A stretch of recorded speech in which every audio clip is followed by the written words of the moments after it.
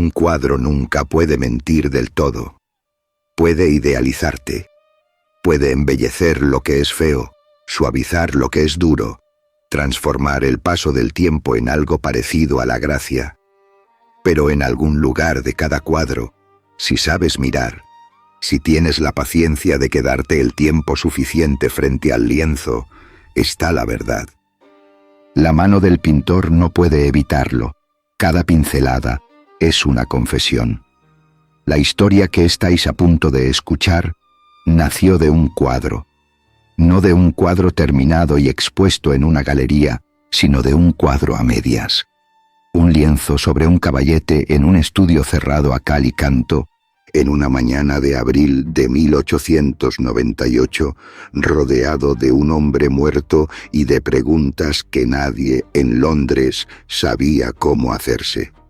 Bienvenidos al 6º audiolibro de la serie de Sherlock Holmes, firmado por Reginald Musgrave para Omniversal Editions. Esta historia está escrita en español para todos los que aman los grandes misterios, para todos los que creen que la literatura de detectives es uno de los géneros más honestos que existen, porque presupone que la verdad, si se busca con suficiente inteligencia y suficiente valentía, siempre puede encontrarse.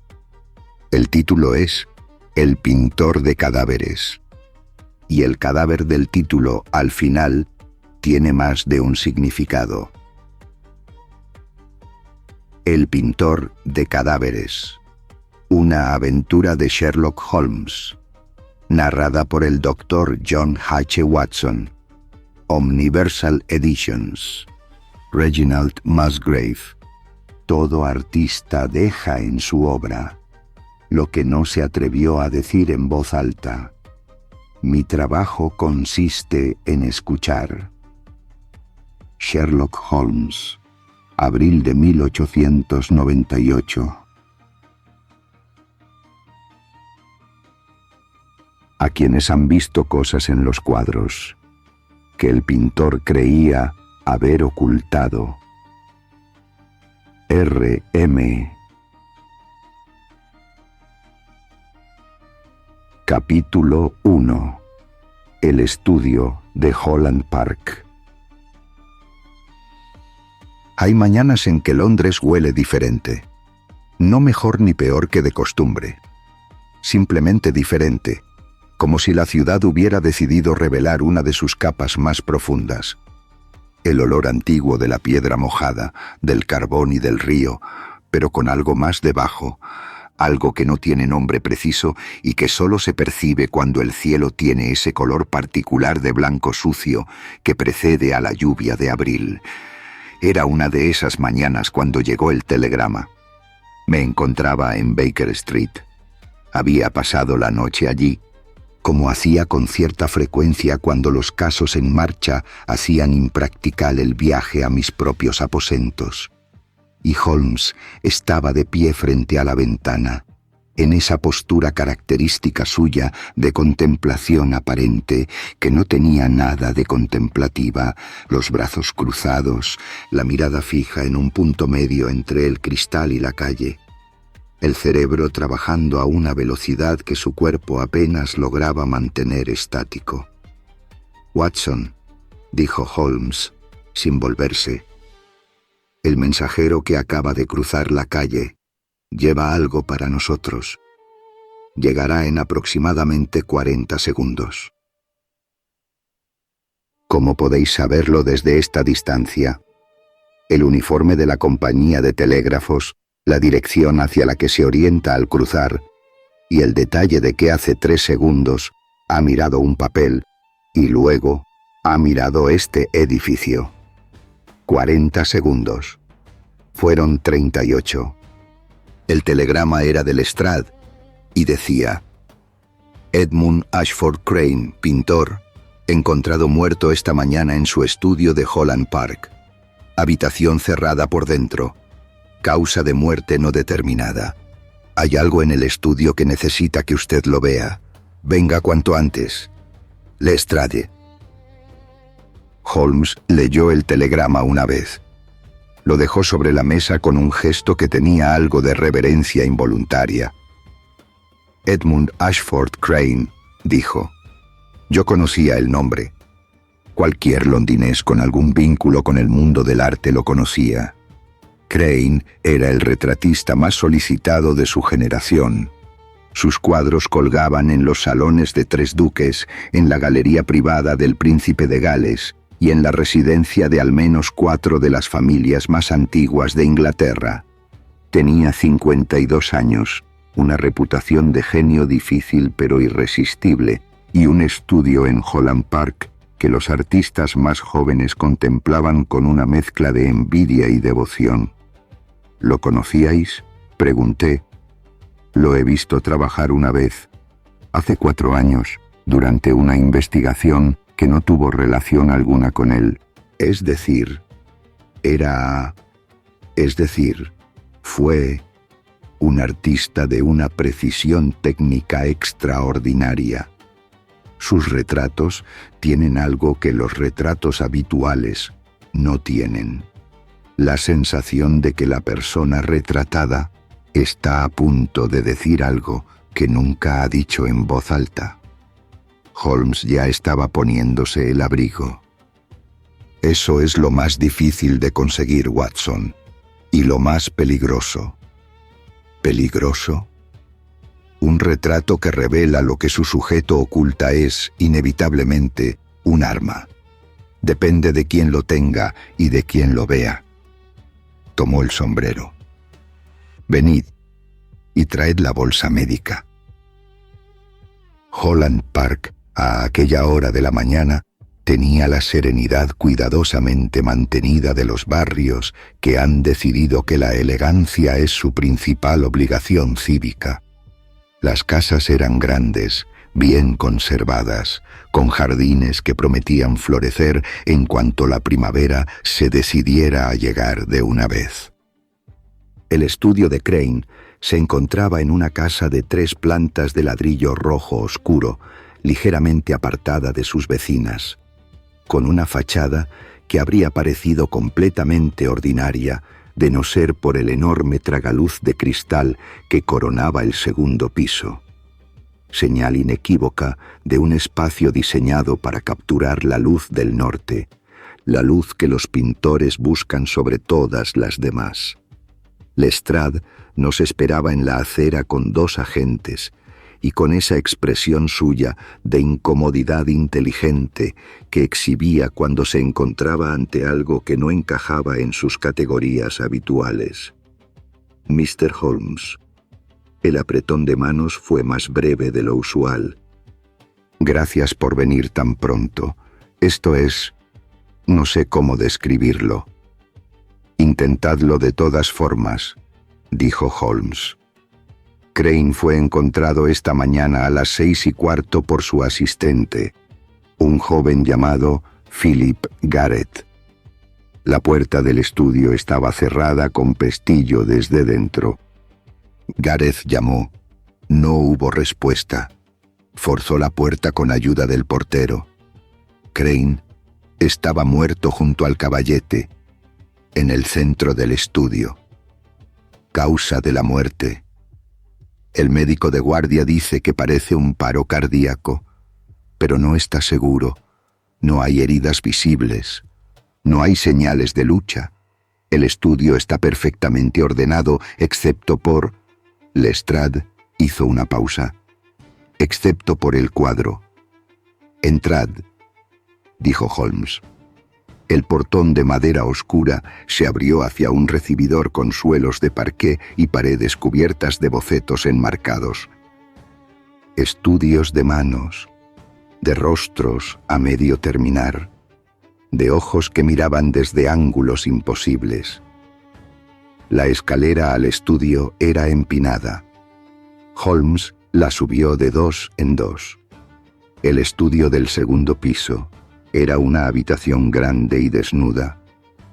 Grande y desnuda, en el sentido en que solo lo son los espacios diseñados para trabajar, no para vivir.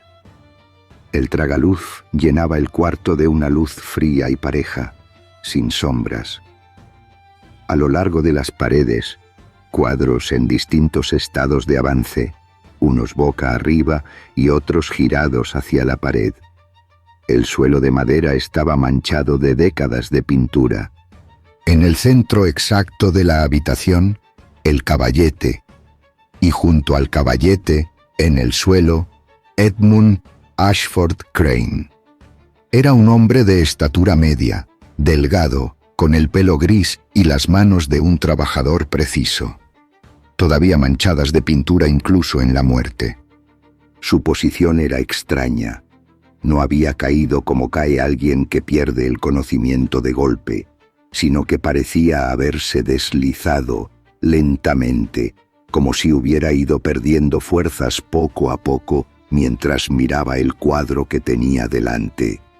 Mirando el cuadro que tenía delante, levanté los ojos hacia el caballete y me quedé inmóvil. Capítulo 2. El cuadro en el caballete. El cuadro medía aproximadamente 1,20 m por 90 centímetros. Era un óleo sobre lienzo, inacabado, las zonas de la derecha apenas esbozadas en capas de imprimación gris, mientras que el centro y la izquierda estaban trabajados con la densidad y la precisión que caracterizaban el estilo de Crane. La pintura tenía el brillo fresco de quien ha trabajado hace pocas horas. Y lo que mostraba era el estudio en el que nos encontrábamos. No una versión idealizada ni una composición abstracta. El estudio mismo, con el tragaluz arriba, las manchas en el suelo, los cuadros en la pared.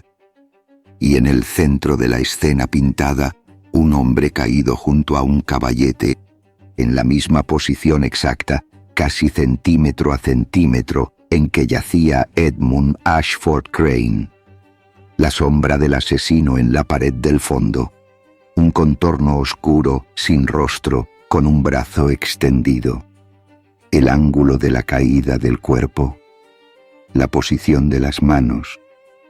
Todo pintado antes de que ocurriera.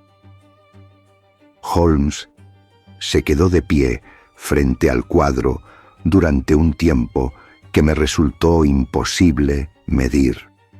3 minutos, quizás 4. No habló, no se movió. Solo miraba, con esa concentración que yo había aprendido a no interrumpir bajo ninguna circunstancia. Lestrade, a mi lado, carraspeó una vez. Yo le lancé una mirada. Se calló.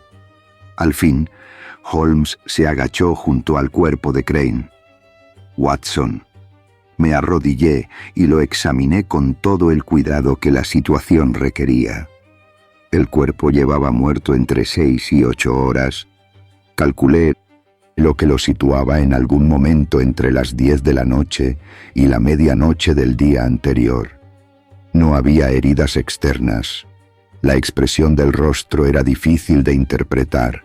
No el dolor ni el terror de una muerte violenta, sino algo más complejo. Algo que podría haber sido sorpresa o reconocimiento, o incluso una forma terrible de comprensión. El corazón, dije, aparentemente. Pero necesitaríamos una autopsia para descartar cualquier agente externo. Pedidla, dijo Holmes, con atención especial a la presencia de alcaloides o de cualquier compuesto que pudiera haberse inhalado. ¿Inhalado?, dije. Holmes señaló hacia el cuadro sin apartar los ojos del cuerpo. El cuadro está fresco. La pintura del cuadrante superior izquierdo fue aplicada hace menos de 12 horas. El aceite de linaza todavía no ha comenzado a oxidarse correctamente. Crane estaba pintando anoche, poco antes de morir. Pausa. Ciertos pigmentos utilizados en la pintura al óleo son tóxicos en su forma concentrada, particularmente algunos derivados del plomo y del cadmio. Un artista que trabajara durante horas en un espacio cerrado con concentraciones elevadas de ciertos vapores podría sufrir un colapso cardiovascular, terminé entendiendo.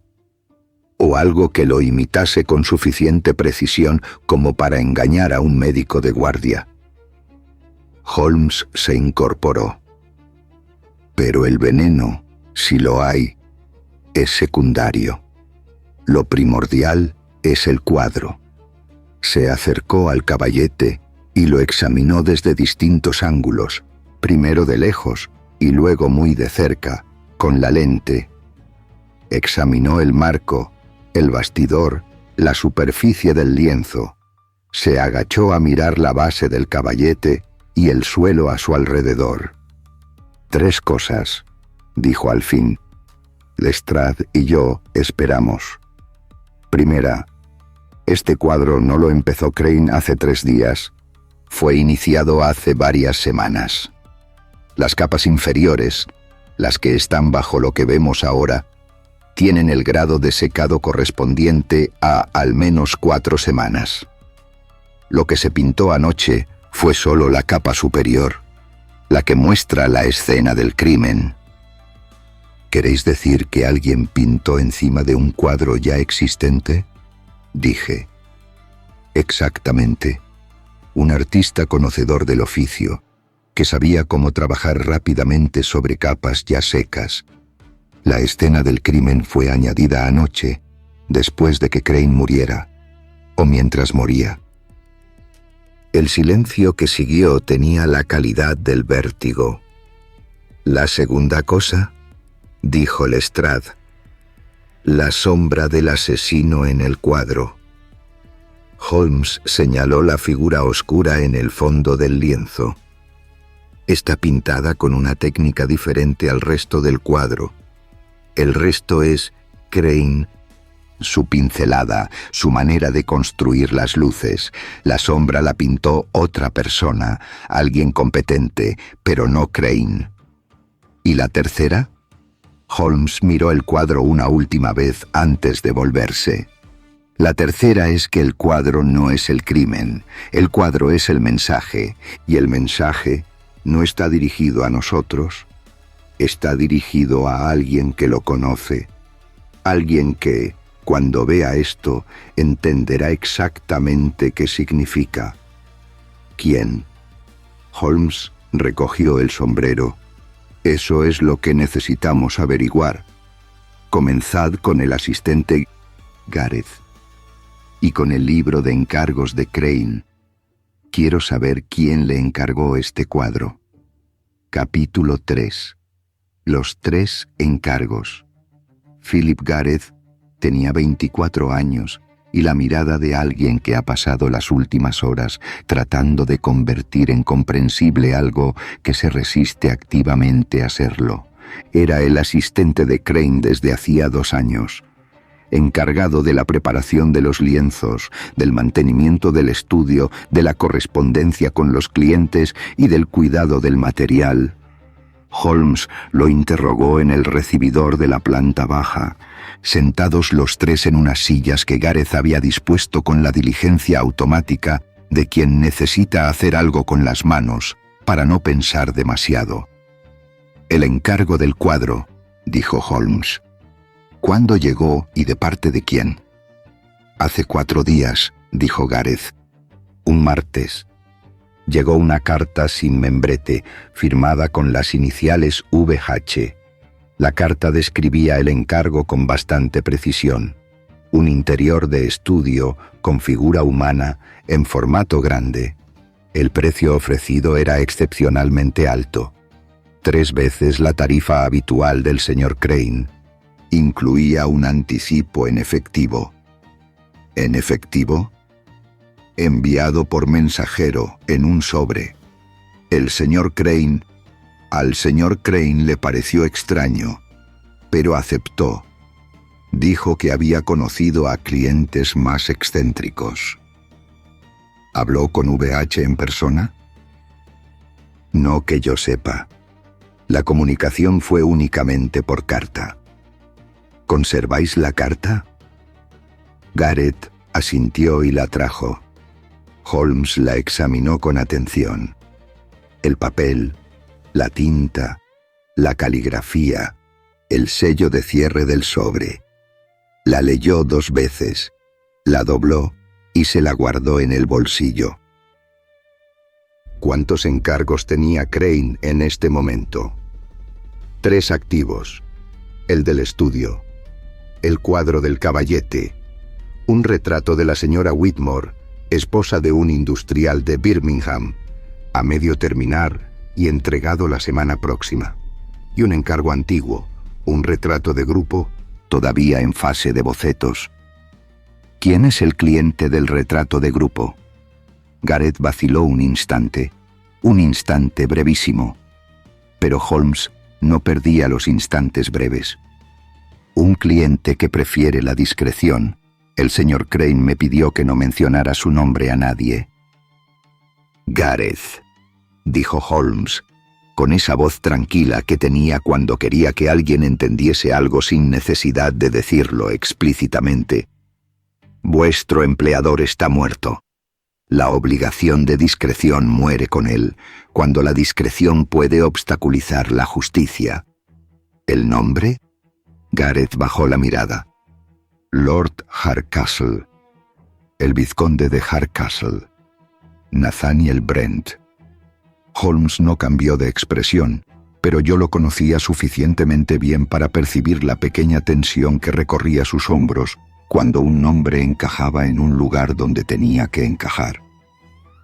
¿Cuándo comenzó ese encargo? Hace 3 meses.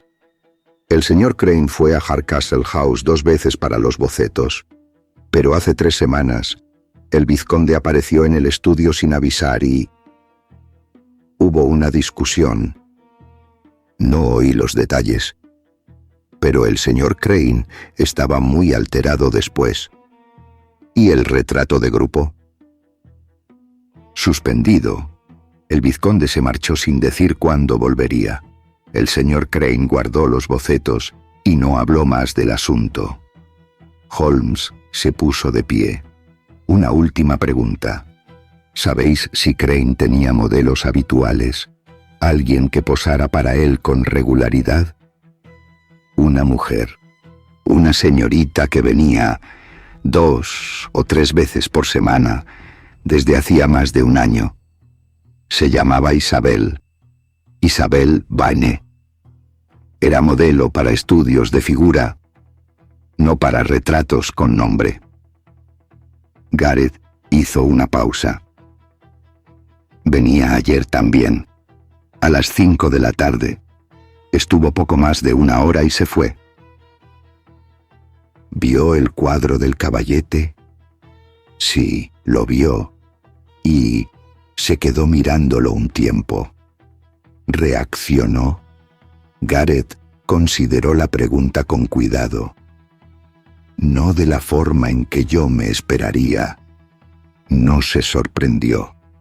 Se quedó mirándolo como alguien que mira algo que ya conoce. Holmes no hizo más preguntas. Nos despedimos de Gareth y salimos al aire frío de Holland Park.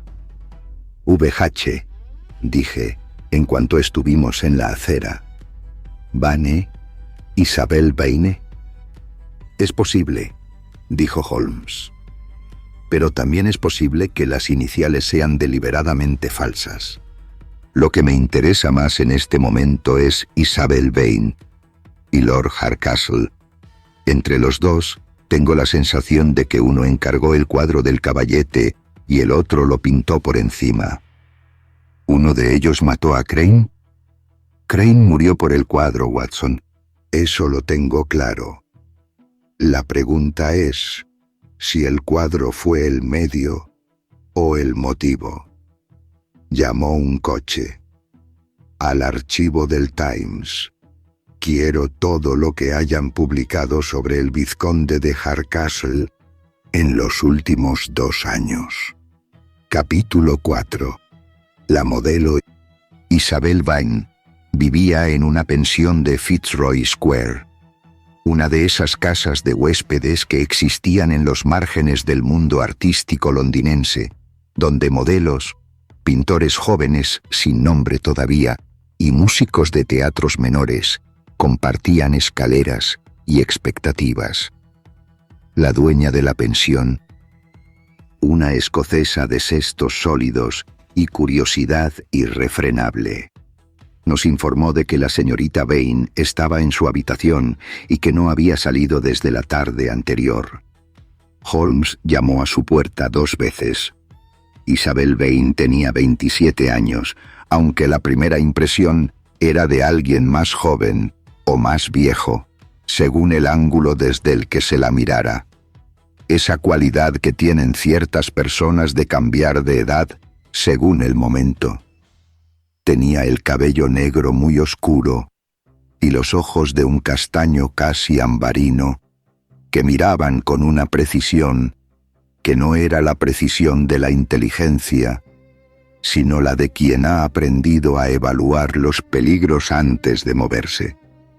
Abrió la puerta a medias, miró a Holmes, me miró a mí y sin decir nada abrió del todo y se apartó para dejarnos pasar. «Ya sabéis que está muerto», dijo Holmes. No era una pregunta. «Me enteré esta mañana», dijo ella. Se sentó en la única silla de la pequeña habitación y nos dejó de pie, no por descortesía, sino por una especie de economía del espacio. «¿Venís de parte de la policía?» «De parte de la verdad», dijo Holmes, que en este caso coincide aproximadamente con la policía, aunque no del todo. Se sentó en el borde de la cama sin que se lo ofrecieran. «¿Estuvisteis en el estudio ayer por la tarde?» «Sí». «¿Visteis el cuadro del caballete?» «Sí». «¿Y no os sorprendió?» Un silencio, corto pero lleno.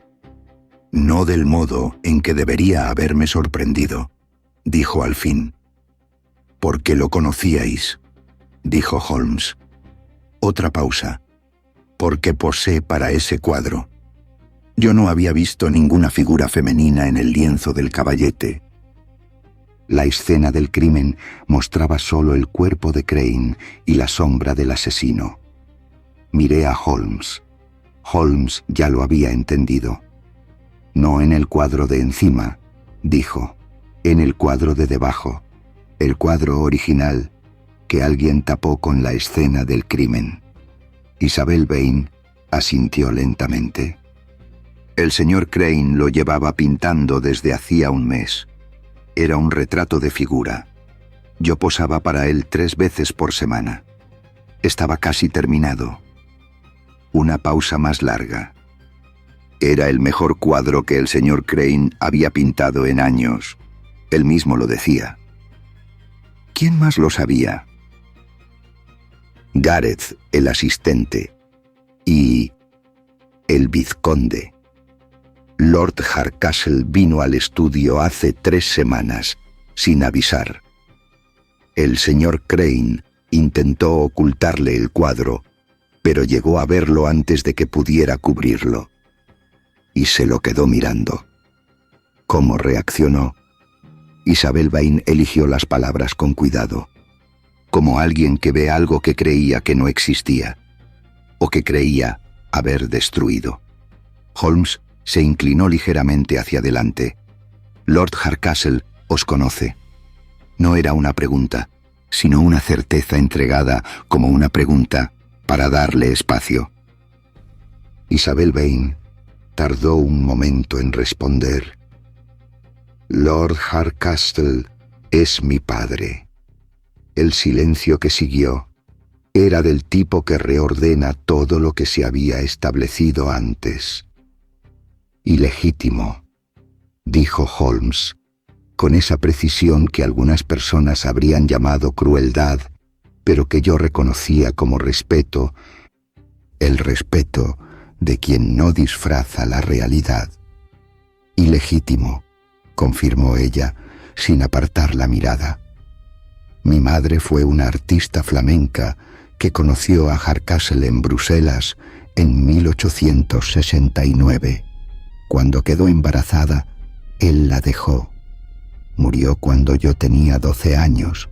Desde entonces, me las he arreglado sola. ¿Crane sabía quién era vuestro padre? No al principio.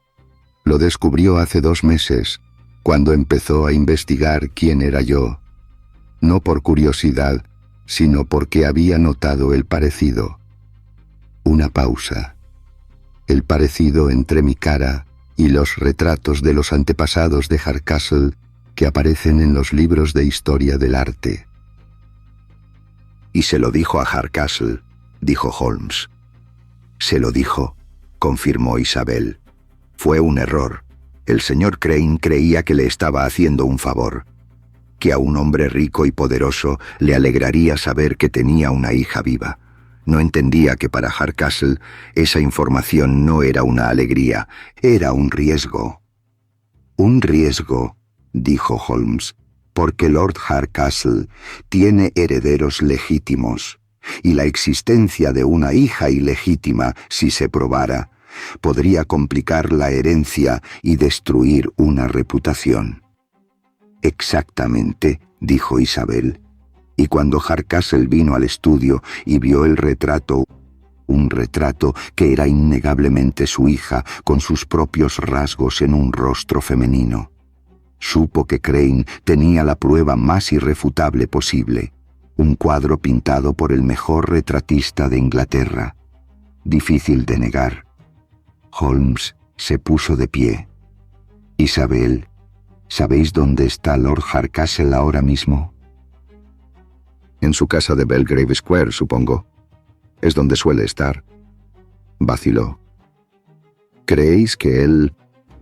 Todavía no creo nada con certeza, dijo Holmes. Pero me gustaría preguntarle algunas cosas antes de que alguien le avise de que estamos haciéndolas. Se dirigió a la puerta. No salgáis de esta pensión hasta que tengáis noticias mías. ¿De acuerdo? Isabel Vane asintió, y en sus ojos de color ámbar había algo que yo no supe clasificar del todo en ese momento. Algo entre el alivio y el miedo, como si durante mucho tiempo hubiera esperado que alguien llegara a hacer las preguntas que nadie había hecho, y ahora que habían llegado, no estuviera del todo segura de querer las respuestas. Capítulo 5. El marchante. En lugar de ir directamente a Belgrave Square, Holmes hizo una parada que al principio no entendí.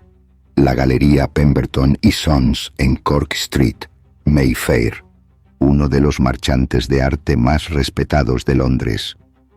El cuadro del caballete, dije, mientras el coche nos llevaba hacia el oeste.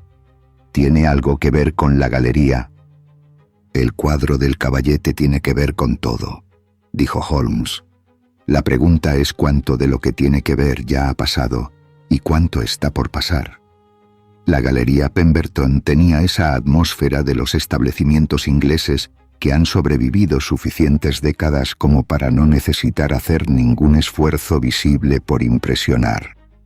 Cuadros en las paredes, alfombras persas en el suelo y un silencio que costaba tanto dinero como los cuadros mismos. El señor Henry Pemberton, el hijo que llevaba el negocio desde la muerte de su padre 5 años atrás.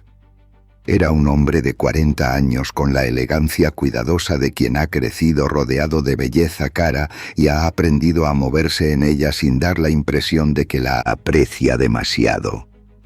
Mr. Holmes, dijo, sin la menor sorpresa visible. Me preguntaba cuándo vendríais. Holmes lo miró. ¿Por qué?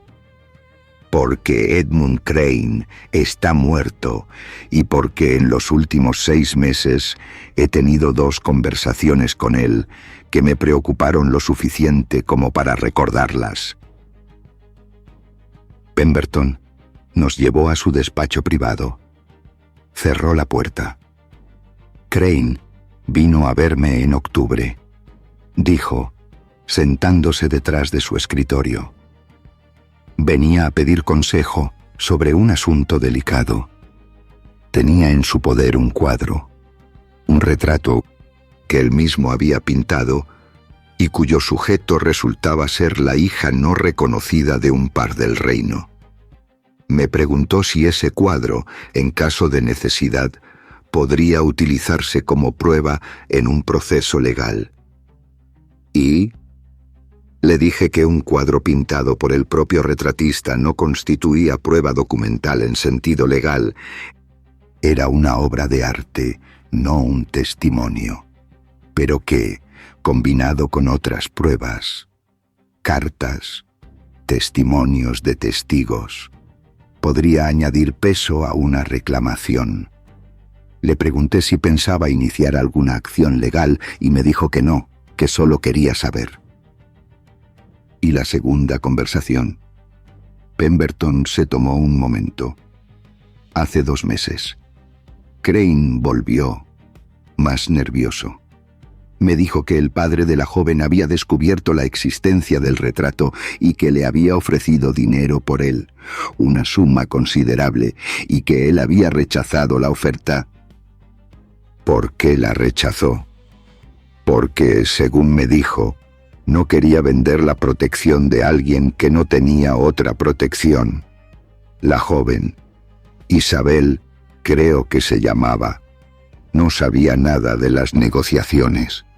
Crane actuaba por su cuenta, con la intención de usar el cuadro como garantía implícita de que Hardcastle no pudiera hacerle daño a ella sin que el cuadro existiera como testimonio. Un escudo, dijo Holmes. Exactamente. Pero Hardcastle debía de saber que los escudos pueden destruirse. Pemberton juntó las manos sobre el escritorio. ¿Fue él? Todavía no lo sé con certeza, dijo Holmes. Pero si lo fue, no actuó solo.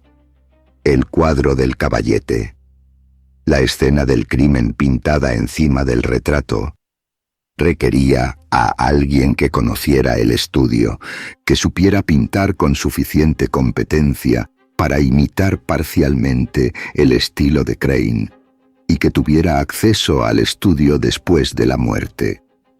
Pemberton frunció el ceño. Imitar el estilo de Crane, eso no es trivial.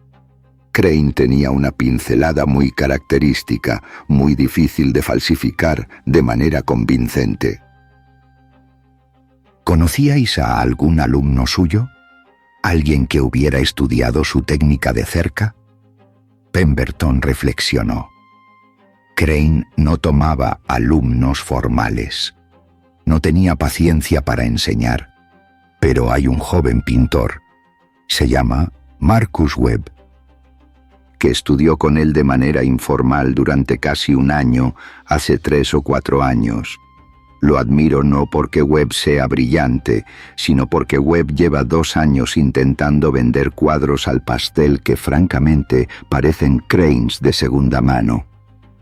¿Trabajos pagados? Pemberton sonrió con una cierta amargura profesional. Webb tiene deudas, y no las primeras. Holmes se levantó. ¿Sabéis dónde vive? En Soho, en algún lugar cerca de Berwick Street, creo. Tengo su tarjeta en algún sitio. La buscó y nos la entregó. Holmes la miró, la dobló y se la guardó. Pemberton, dijo antes de salir, si Hardcastle o alguien actuando en su nombre os contacta sobre el cuadro de Crane, sobre cualquier cuadro de Crane, avisadme inmediatamente. Y si quieren comprarlo, decid que el precio es demasiado alto. El tiempo que eso os gane puede ser valioso. Salimos a Cork Street. La lluvia había decidido finalmente llegar y caía con esa determinación fina y constante que tiene la lluvia de abril en Londres. No suficiente para ser dramática, pero sí para calar. Webb, dije. Webb es el pincel, dijo Holmes. Hardcastle es la mano que lo dirigió. Queda saber cómo murió Crane exactamente y qué pretende conseguir el cuadro falso. El cuadro como amenaza, dije. Si Hardcastle tiene el cuadro del caballete, el que muestra la escena de su propio crimen, puede usarlo para intimidar a quien sepa demasiado. O para inculpar a otro, dijo Holmes. Un cuadro que predice el crimen podría convertirse en prueba de que alguien planificó el asesinato. Si ese cuadro se atribuye a la víctima misma, si parece que Crane pintó su propio asesinato como advertencia, la investigación se convierte en un laberinto del que nadie sale con claridad. Paré un coche con la mano. Holmes subió, yo detrás. Belgrave Square, dije al cochero. No, dijo Holmes. Primero Webb. Capítulo 6. La Galería de los Muertos. Marcus Webb vivía en una habitación sobre una zapatería en Berwick Street, Soho. Uno de esos espacios que los artistas jóvenes y sin dinero habitan con una mezcla de orgullo voluntario y resignación práctica, llenando con cuadros las paredes que no pueden permitirse empapelar. La escalera olía a trementina y a algo frito que llevaba días flotando en el aire. Holmes llamó. Nadie respondió. Llamó de nuevo. Silencio. Probó el pomo. La puerta no estaba cerrada con llave. La habitación de Webb era un estudio y un dormitorio al mismo tiempo. El caos creativo de alguien que vive donde trabaja y que ha llegado a un acuerdo con el desorden que no incluye ningún principio organizador visible. Cuadros por todas partes, lienzos apoyados contra las paredes, papeles sobre cada superficie horizontal. El olor a pintura era intenso. Webb no estaba, pero había estado hace poco.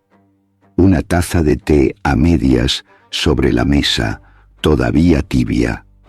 La cama sin hacer con la ropa encima, como si alguien se hubiera levantado con prisa. Y en el caballete del rincón, cubierto con un trapo. Algo. Holmes levantó el trapo. Debajo había un boceto al carboncillo, grande, detallado, que mostraba un interior de estudio, el mismo interior de estudio del cuadro de Holland Park, con el mismo cuerpo caído, el mismo tragaluz, las mismas manchas en el suelo. Era el estudio preparatorio. El boceto previo al cuadro pintado encima del de Crane. Holmes lo examinó durante un minuto. Luego examinó el resto de la habitación con método, no buscando nada en particular, sino dejando que el conjunto hablara. Abrió el cajón de la mesa. Una carta, sin terminar, que comenzaba con las palabras «No puedo seguir haciendo esto». La leyó. Me la pasó. La carta no tenía destinatario ni firma. Era el borrador de algo que Webb había empezado y no había terminado. Decía, en los 3 párrafos que llegaban a ser legibles: «No puedo seguir haciendo esto. Lo que me pediste que hiciera en el estudio de Crane era una cosa, pero lo que me estás pidiendo ahora va mucho más allá de lo que soy capaz de... El dinero no es suficiente, no puede ser suficiente para lo que implica. Cuando Crane murió, yo no sabía que iba a... Me dijiste que solo era el cuadro, que solo necesitabas el cuadro, pero ahora me pides que...» La carta se interrumpía ahí. Holmes la devolvió al cajón exactamente como la había encontrado. «Webb sabe que Crane está muerto», dije. Webb estaba allí cuando Crane murió, o llegó poco después. Fue él quien pintó la escena del crimen encima del retrato. Holmes se dirigió hacia la puerta. Y ahora alguien le está pidiendo que haga algo más. Algo que empieza a parecerle demasiado. ¿Dónde está Webb ahora? Si tiene sentido común, huyendo. Si no lo tiene, que suele ser el caso de quienes han tomado malas decisiones en cadena, esperando en el lugar equivocado que alguien le diga que todo está bien. Holmes bajó la escalera, y el lugar equivocado en este caso es casi con certeza Belgrave Square. El coche llegó a Belgrave Square 20 minutos después. Era una de esas plazas londinienses que parecen diseñadas para comunicar la permanencia del poder. Casas blancas de estuco, portones negros con aldabones de latón, jardines privados en el centro a los que solo acceden los residentes. Hardcastle House era el número 14, con 2 escalones de mármol y un portero que abrió antes de que Holmes pudiera llamar. «Lord Hardcastle no recibe sin cita previa», dijo el portero. «Dígale que está aquí Sherlock Holmes y que el asunto es urgente», dijo Holmes. «Si prefiere que lo discutamos ante Scotland Yard, podemos arreglar eso en cuestión de minutos». Hubo una espera de 3 minutos. Luego el portero volvió y nos hizo pasar. Nathaniel Brent, vizconde de Hardcastle, tenía 58 años, y el aspecto de alguien que ha pasado décadas siendo el hombre más importante en cualquier habitación en la que se encontrara y que ha llegado a confundir esa costumbre con una ley de la naturaleza. Era alto, bien parecido con la belleza indiferente de quien nunca ha tenido que conquistarla, y sus ojos eran de un azul muy claro que en otras circunstancias habría parecido atractivo y que en esas concretas parecía calculador. Nos recibió en el estudio, no en el salón, no en la sala de visitas, sino en el estudio privado. Una elección que Holmes notó y yo anoté mentalmente. Un hombre que lleva la conversación a su territorio de trabajo es un hombre que quiere mantener el control. «Mr. Holmes», dijo Hardcastle sin levantarse, «he oído hablar de usted. Siéntese, si quiere». Holmes se sentó. Yo también. «Estaba esta mañana en el estudio de Edmund Crane», dijo Holmes. Hardcastle no cambió de expresión. «Me he enterado de su muerte. Una desgracia. Una desgracia que incluye un cuadro muy interesante en el caballete». Holmes dejó una pausa deliberada. «Un cuadro que alguien pintó encima del retrato de vuestra hija». El azul de los ojos de Hardcastle se hizo más frío, si eso era posible. «No tengo ninguna hija ilegítima, Mr. Holmes. Si alguien os ha dicho lo contrario, os han engañado». «Tengo el boceto preparatorio del cuadro», dijo Holmes. «Y tengo a Marcus Webb, cuya carta sin terminar describe con suficiente claridad lo que le encargasteis que hiciera. Era una mentira parcial. No teníamos a Webb». Pero la reacción de Hardcastle confirmó más de lo que habría confirmado la verdad. Un brevísimo endurecimiento alrededor de la boca, una contracción casi imperceptible de las manos sobre el reposabrazos del sillón. «Webb», dijo Hardcastle con una voz que había perdido algo de su seguridad inicial, «es un artista sin escrúpulos que haría cualquier cosa por dinero, incluyendo pintar encima de cuadros de Crane en su estudio muerto», dijo Holmes. «Sí, exactamente. Pero Webb no actuaba solo». Hardcastle se levantó, lentamente, con el control cuidadoso de quien decide que la mejor respuesta es el movimiento antes que las palabras. «Esta conversación ha terminado, Mr. Holmes. Os sugiero que habléis con mi abogado». Holmes también se levantó. «Hay una cosa que quiero que sepáis antes de marcharme. El cuadro de Isabel Vane existe. Está documentado y en manos seguras. Y la joven en cuestión tiene los mismos ojos que vos, Lord Hardcastle. El mismo azul exacto. Y eso es algo que un jurado puede ver por sí mismo sin necesidad de ninguna prueba adicional. Salimos de Belgrave Square bajo la lluvia persistente. Holmes no habló durante los primeros minutos en el coche. No ha confesado nada, dije. No necesitaba que confesara nada. Necesitaba ver su reacción al nombre de Webb. Y la reacción fue suficiente. Holmes miró por la ventana. Webb está en peligro. Si Hardcastle decide que el eslabón más débil de la cadena es una amenaza, Webb es el siguiente. ¿Dónde está Webb? No lo sé, pero Lestrade tiene que encontrarlo antes que Hardcastle. Capítulo 7. El color del veneno. El informe del toxicólogo llegó a Baker Street esa tarde.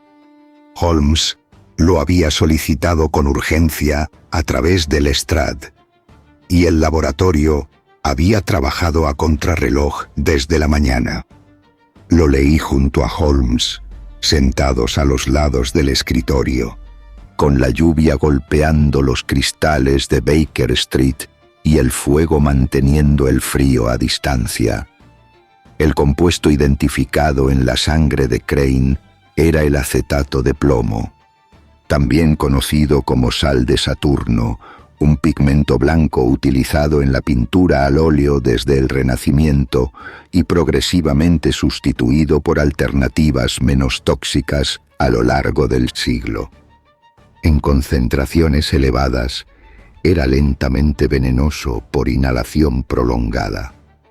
En cantidades muy superiores a las normales, podía causar un colapso cardiovascular en pocas horas.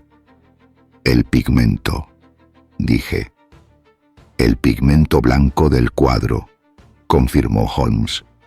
Alguien sustituyó el pigmento habitual de Crane por una versión con una concentración de acetato de plomo muy superior a la normal.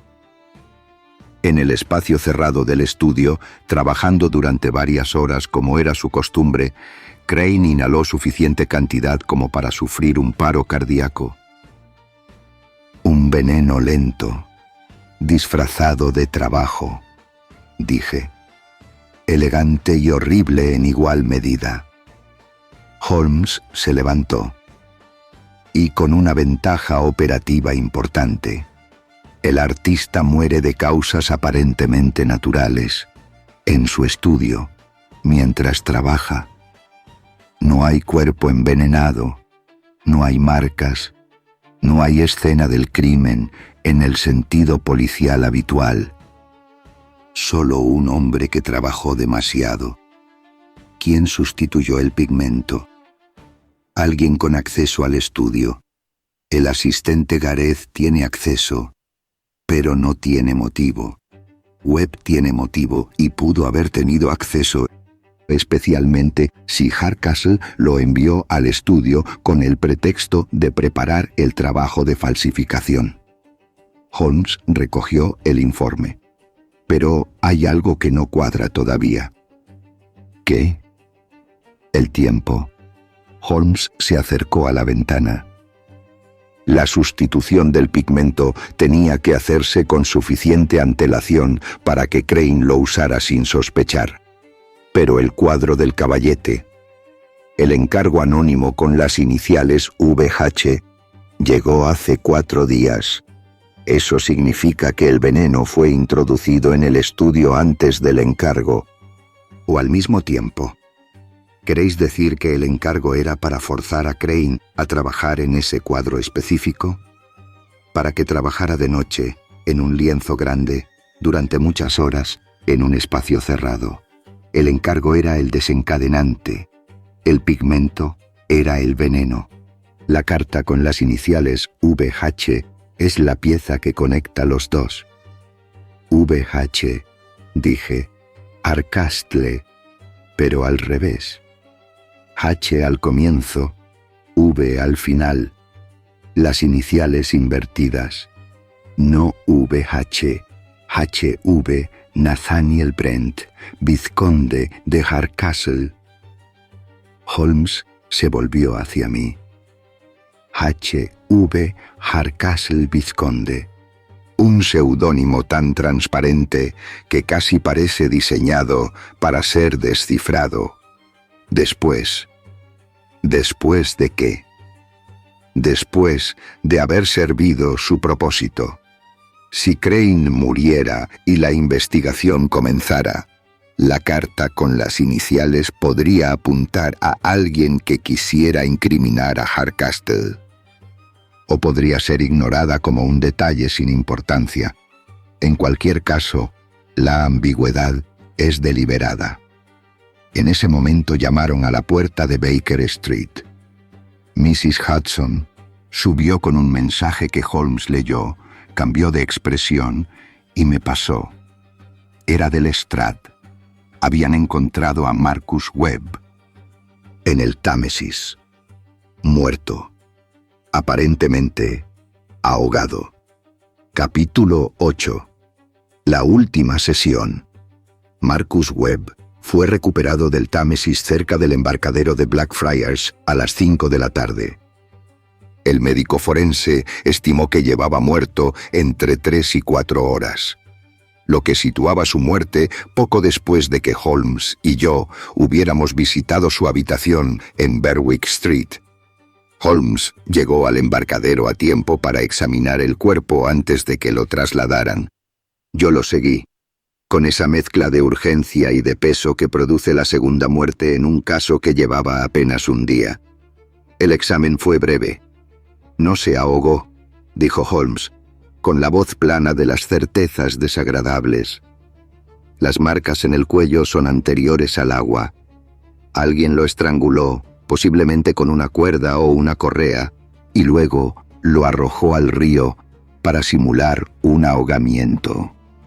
Lestrade, a nuestro lado, apuntó algo en su libreta con una expresión que mezclaba la profesionalidad del investigador con algo que en otros contextos habría llamado desánimo. ¿Y Hardcastle? Hardcastle estaba en su casa cuando lo visitamos, pero tiene hombres a su disposición. Holmes se incorporó. Lestrade, necesito que arrestéis a Hardcastle esta noche, no mañana. Esta noche, si le dais tiempo de organizar su coartada para la muerte de Webb. «No tengo pruebas suficientes para un arresto», dijo Lestrade. «Las tenéis», dijo Holmes. El boceto de Webb en su habitación, la carta sin terminar, el informe toxicológico sobre el acetato de plomo y el testimonio de Isabel Vane sobre la visita de Hardcastle al estudio de Crane.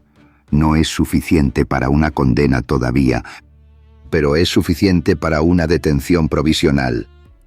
Lestrade vaciló.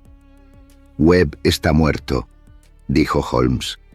«Si no actuáis esta noche, mañana por la mañana habrá dos opciones. O Hardcastle ha huido, o alguien más habrá muerto». Una pausa. ¿Quién más sabe demasiado? Isabel Vane. Gareth. Pemberton. Lestrade cerró la libreta. «De acuerdo. Esta noche». Holmes y yo volvimos a Baker Street. Era ya noche cerrada. La lluvia había cesado y las calles tenían ese brillo negro de los adoquines mojados reflejando las farolas de gas. El silencio entre los dos en el coche no era incómodo. Era el silencio de dos personas que han pasado el día enfrentando cosas difíciles y que necesitan unos minutos para ordenarlas.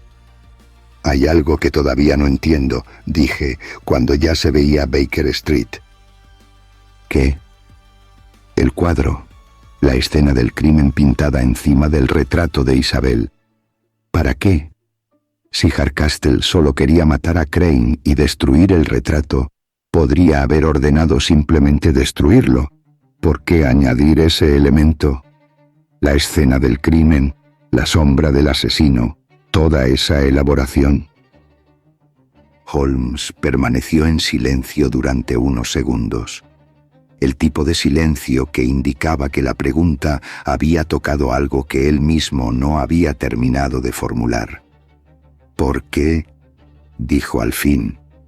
El cuadro estaba destinado a alguien, no a la policía, no a nosotros, a Isabel Vane. Lo miré. El cuadro mostraba el asesinato de Crane, pintado encima del único retrato que la vinculaba a Hardcastle. El mensaje, para quien supiera leerlo, era: «He destruido la prueba de tu existencia, y he destruido a quien la tenía. Puedo llegar hasta ti. Puedo llegar hasta cualquier cosa que te proteja». Un mensaje de amenaza, dije. No una prueba, no una coartada, una advertencia. Exactamente. Hardcastle no temía la investigación policial. Confiaba en que Webb, como chivo expiatorio, y la muerte aparentemente natural de Crane serían suficientes para cerrar el caso sin complicaciones. Lo que temía era Isabel Vane. Temía que ella tuviera otras pruebas, otros contactos, otros medios para reclamar lo que en justicia le pertenecía. El cuadro era para que ella lo viera, para que entendiera que ningún cuadro, ningún testigo, ninguna protección era suficiente contra alguien con su poder y su disposición a usarlo. El coche se detuvo. Descendimos. «Es el acto más cobarde de toda la historia», dije. «Es el acto de un hombre que solo sabe relacionarse con el mundo a través del miedo que genera», dijo Holmes, «y que nunca ha encontrado a nadie con suficiente sangre fría para no tenerle miedo». Subió los escalones de Baker Street. Hasta ahora. Capítulo 9. La solución del pintor. Nathaniel Brent, vizconde de Hardcastle, fue arrestado esa noche en su casa de Belgrave Square. Lestrade lo ejecutó con la formalidad impecable que la situación requería. Sin dramatismo, sin concesiones, con esa calidad inglesa de tratar las cosas graves como si fueran procedimientos rutinarios, que en realidad hace los procedimientos rutinarios más graves de lo que parecen. Hardcastle no opuso resistencia. Llamó a su abogado inmediatamente. No dijo nada más. El proceso duró 6 semanas y fue seguido por los periódicos con la intensidad que corresponde a los escándalos en los que la aristocracia se comporta exactamente como el público lleva décadas sospechando que lo hace. La defensa intentó construir la narrativa de un artista inestable, Crane, que había muerto por sus propios errores de manejo de materiales tóxicos, y de un pintor sin escrúpulos, Webb, que se había aprovechado de la situación para un encargo fraudulento. No fue suficiente. El informe toxicológico, el boceto de Berwick Street, la carta inacabada de Webb, y sobre todo el testimonio de Isabel Vane, que se presentó ante el tribunal con la compostura de alguien que ha esperado mucho tiempo este momento y no piensa malgastarlo. Construyeron un caso que los jurados tardaron 4 horas en convertir en veredicto. Hardcastle fue condenado por el asesinato de Edmund Ashford Crane y por el asesinato de Marcus Webb. La pena fue la que la ley preveía para esos crímenes. Isabel Vane inició una reclamación legal de reconocimiento de filiación. El caso se prolongó durante 2 años. La justicia civil es más lenta que la penal y considerablemente más cara. Pero en 1900 obtuvo un reconocimiento parcial que, sin llegar a la herencia del título, le otorgaba una compensación económica que le permitió dejar la pensión de Fitzroy Square y establecerse con cierta independencia. No se hizo rica, se hizo libre, que es diferente. El retrato que Crane había pintado de ella fue restaurado. Las capas superiores, la escena del crimen, fueron removidas con paciencia por un restaurador del Museo Victoria y Alberto, dejando al descubierto el cuadro original. Era, según todos los que lo vieron, exactamente lo que Crane había dicho que era. El mejor trabajo que había hecho en años. Un retrato de una joven con ojos del color del ámbar, mirando al espectador con la expresión de alguien que tiene mucho que decir y ha decidido tomarse el tiempo que necesite para encontrar las palabras exactas. Holmes lo vio una sola vez en el estudio del restaurador, antes de que Isabel decidiera qué hacer con él. Estuvo frente al cuadro durante varios minutos. Más tiempo del que yo le había visto dedicar a ninguna obra de arte. Y luego se volvió hacia mí y dijo: «Crane tenía razón, es extraordinario». No añadió nada más. En Holmes, eso equivalía a un ensayo. Aquella noche, de vuelta en Baker Street, le pregunté la cosa que había tenido pendiente desde el principio. ¿Cómo sabíais que era Hardcastle? Desde el primer momento en el estudio de Holland Park, ya lo sabíais. Holmes encendió la pipa con ese gesto lento que indicaba que la respuesta iba a ser más larga que una sola frase. No lo sabía. Sospechaba. Y la sospecha venía del cuadro mismo, de la sombra del asesino pintada en el fondo. ¿De la sombra? La sombra estaba pintada por una mano diferente a la de Crane, como señalé al principio. Pero hay algo más. La sombra tenía una proporción determinada. La altura, la anchura de hombros, la longitud del brazo. Era la sombra de alguien concreto. No una sombra genérica, sino una sombra específica, casi como una firma. Holmes miró el techo. Webb era un imitador, un copista, y los copistas, incluso cuando intentan crear algo nuevo, vuelven a lo que conocen. Webb conocía el estilo de Crane, pero la sombra la pintó con sus propias limitaciones. Y la proporción de esa sombra coincide con la de un hombre alto, de hombros anchos, de la edad aproximada de Hardcastle. Pintó la sombra de su propio cliente. Pintó la sombra del hombre que le pagaba. Probablemente sin querer, o quizás con la intención, a medias formada, de dejar alguna pista si las cosas salían mal, que salieron. Holmes exhaló una larga nube de humo. La mano del pintor no puede evitarlo, Watson. Cada pincelada es una confesión. Reconocí las palabras. Eran las mismas del narrador, al principio de esta historia. Holmes las había pronunciado esa misma mañana en el estudio antes de que yo lo supiera. Pero a veces las verdades más importantes se dicen antes de que seamos capaces de escucharlas. Epílogo. El estudio de Holland Park fue alquilado a un nuevo inquilino en el otoño de 1898. Un escultor galés con fama de temperamento difícil y obra excelente. Pintó las paredes de blanco, cubrió las manchas del suelo con una alfombra y llenó el espacio de barro húmedo y yeso. Del tragaluz entraba la misma luz fría de siempre. El asistente Philip Gareth encontró trabajo en otra galería, no como artista, sino como encargado de depósito y restauración. Un trabajo en el que, según me dijo cuando nos lo cruzamos por casualidad meses después, se sentía más a gusto que en ningún otro. Era un joven sensato que había aprendido, más pronto de lo deseable, que la proximidad al genio tiene costes que no siempre se anuncian con antelación.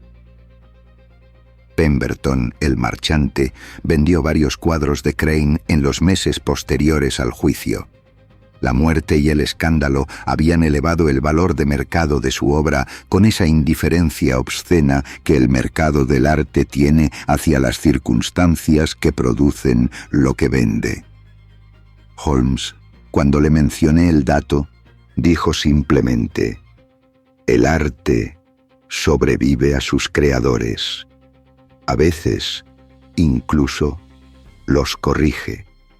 Isabel Vane, en su piso nuevo de Bloomsbury, modesto, soleado, con las paredes donde colgó el retrato de Crane. Siguió trabajando como modelo durante algunos años y luego como profesora de dibujo en una escuela para chicas del East End.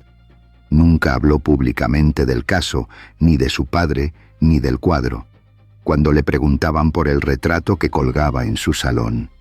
Un retrato que cualquier conocedor identificaba inmediatamente como obra de Crane. Decía que era un regalo de alguien que la había conocido mejor de lo que ella misma pensaba. Holmes y yo hablamos de este caso pocas veces después de su resolución. Pero una tarde, muchos meses después, Holmes me dijo algo que no olvidé. Crane murió por lo que sabía. Webb murió por lo que hizo. Hardcastle sobrevivió hasta el juicio por lo que tenía, que al final no fue suficiente. Pausa. El único que salió del asunto con más de lo que tenía al principio fue el cuadro. «El cuadro no tiene sentimientos», dije. «No», dijo Holmes. «Por eso puede decir la verdad sin consecuencias». La lluvia de aquel día de abril seguía cayendo sobre Londres cuando empecé a escribir estas páginas. Fina, constante, sin intención de parar, como ciertos tipos de honestidad. Dr. John H. Watson, Londres. Otoño de 1898. Notas del autor. El pintor de cadáveres. Es un relato original, el sexto aporte de la serie holmesiana de Reginald Musgrave para Omniversal Editions. Todos los personajes: Edmund Ashford Crane, Isabel Vane, Lord Hardcastle, Marcus Webb, Philip Gareth, Henry Pemberton y los demás, son enteramente fruto de la imaginación del autor y no se corresponden con personas reales.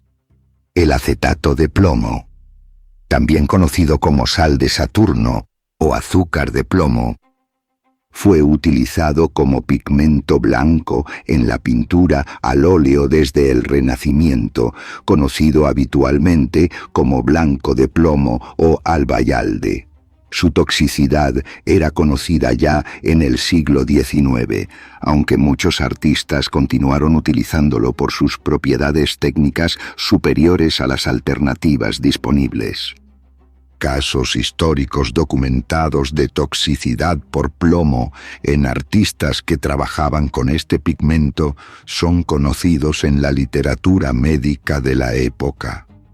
La estación artística de Holland Park, donde Crane tiene su estudio ficticio, fue uno de los centros de la vida artística victoriana en las décadas de 1880 y 1890, hogar de numerosos pintores de la escuela conocida como Holland Park Circle, caracterizada por el gusto por los interiores clásicos y los temas orientalistas. El mundo de los retratos victorianos, con su mezcla de vanidad aristocrática, ambición artística y verdades incómodas capturadas en la tela, es uno de los territorios más ricos para la ficción de detectives. Un mundo en el que la imagen y la identidad se negocian constantemente, y en el que lo que se muestra y lo que se oculta son, a menudo, exactamente lo mismo. Reginald Musgrave, Omniversal Editions. Y así concluye El pintor de cadáveres, sexta aventura de Sherlock Holmes, firmada por Reginald Musgrave para Omniversal Editions.